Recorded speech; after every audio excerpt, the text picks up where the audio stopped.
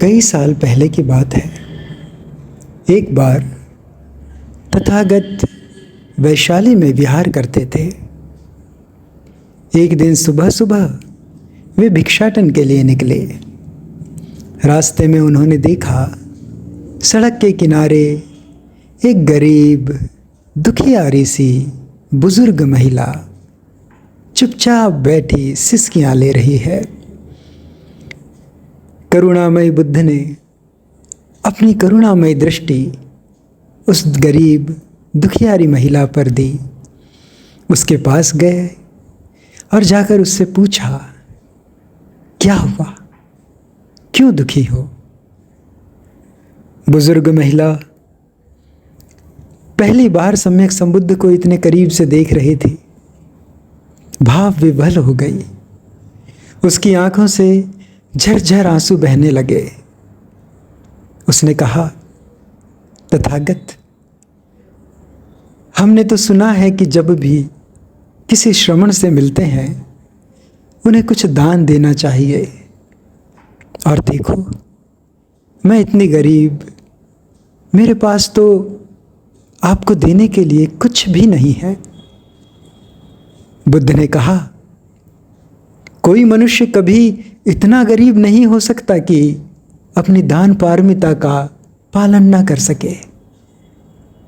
तुम देखो, तुम्हारे पास कितनी बड़ी संपत्ति है। गरीब महिला आश्चर्यचकित हो गई। वो अपने आप को देखने लगी। फटे हुए मैले कुचैले कपड़ों में क्या ये भी मूल्यवान हो सकते हैं?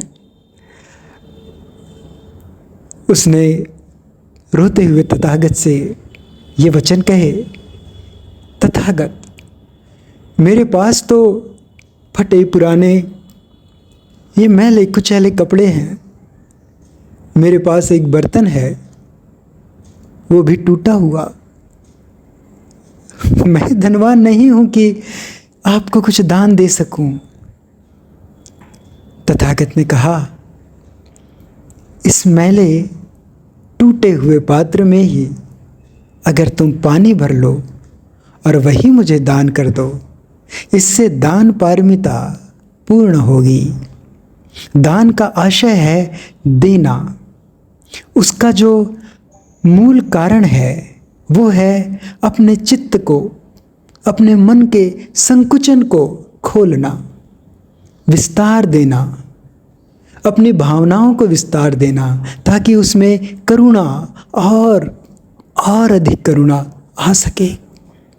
ये करुणा मैत्री के रूप में परिवर्तित होती है।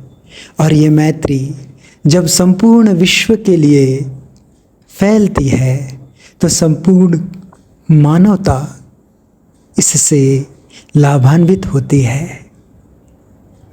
बुद्ध के ये वचन सुनकर उस गरीब महिला, उसके मन में बुद्ध के लिए अपार श्रद्धा करुणा में बदली।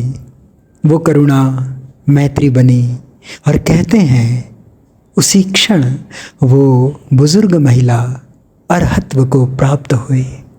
साधु साधु साधु।